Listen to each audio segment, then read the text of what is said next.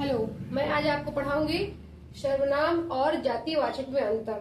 बहुत सारे बच्चे और बहुत सारे जो है विद्यार्थी जो कंपटीशन का भी तैयारी करते हैं वो हमेशा कंफ्यूज रहते हैं कि सर्वनाम और जातिवाचक में अंतर क्या है।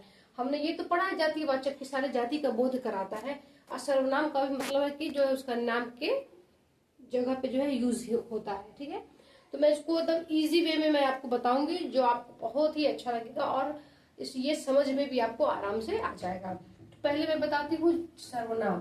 जो सर्वनाम होता है ये वे शब्द जो संज्ञा के स्थान पर, यानी कि जो संज्ञा है जो किसी का नाम है, क्या है, किसी का नाम, केवल नाम, वो भी किसका नाम, केवल इंसान का नाम, यानी कि कोई मनुष्य का नाम।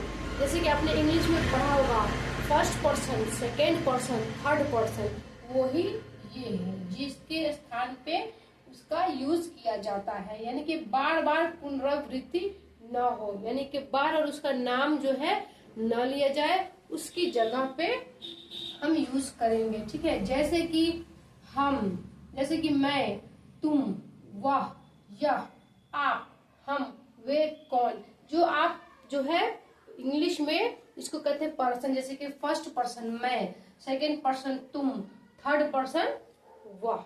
इसी तरह इसी को कहते हैं सर्वनाम। ठीक है, जिसका जो है हम केवल नाम को चेंज कर दें।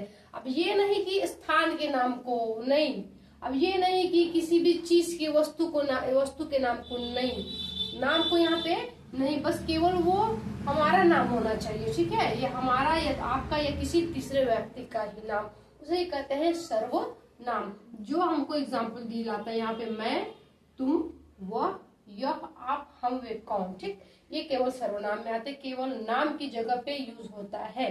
ठीक, आई होप कि आपको अच्छे से समझ में आ गया होगा।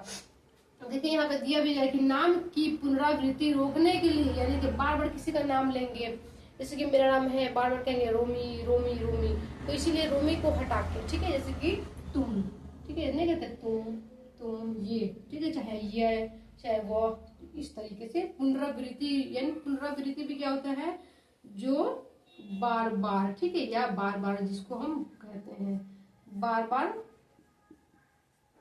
दोहराना, यानी कि जो बार बार दोहराना, तो उसको रोकने के लिए सर्वनाम का यूज होता है। ठीक है, समझ में आ गया होगा आपको। यहाँ पे केवल नाम का ही जो है उसकी जगह पे इसको यूज करते हैं, या कि ये नहीं कि हाँ संज्ञा वो उसे कहते हैं जो स्थान या कोई पर्सन या कोई भी चीज के नाम को कहते हैं, नहीं, ये सर्वनाम केवल नाम में ही आएगा। ठीक है, और किसी चीज में नहीं। अब आता है आपका यहाँ पे जातिवाचक। ठीक है, आपका क्या आता है यहाँ पे जातिवाचक। जो शब्द किसी वस्तु, प्राणी या स्थान की संपूर्ण जाति या वर्ग का बोध कराता है। ये तो नाम का था, लेकिन ये पूरी जाति का बोध कराएगा।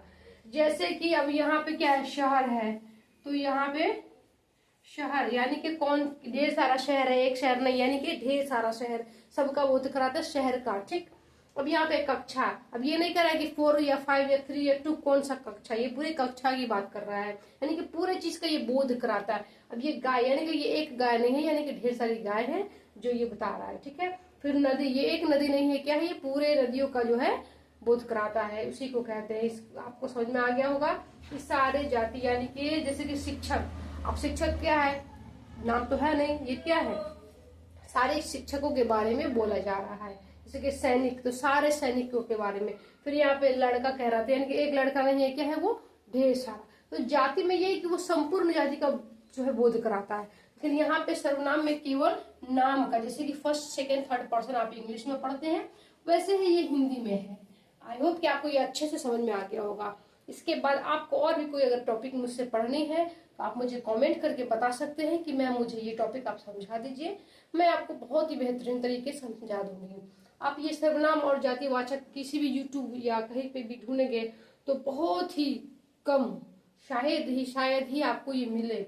बट मैं जब कल पढ़ा रही थी तो मुझे लगा कि इसको पढ़ाना चाहिए, क्योंकि कहीं भी ये टॉपिक दिया नहीं था, लेकिन मैंने बुक से छाट के जो भी है इसको देखा, मुझे लगा कि इसको पढ़ाना चाहिए, क्योंकि मैंने कई सारे लोगों से, कई सारे बच्चों से क्वेश्चन किया कि सर्वनाम और जातिवाचक में अंतर बताइए, तो बच्चे बता दिए, ये बता दिए कि जातिवाचक, फिर ये सर्वनाम, लेकिन अंतर दोनों का वो नहीं बता पाए। सो ठीक, थैंक यू।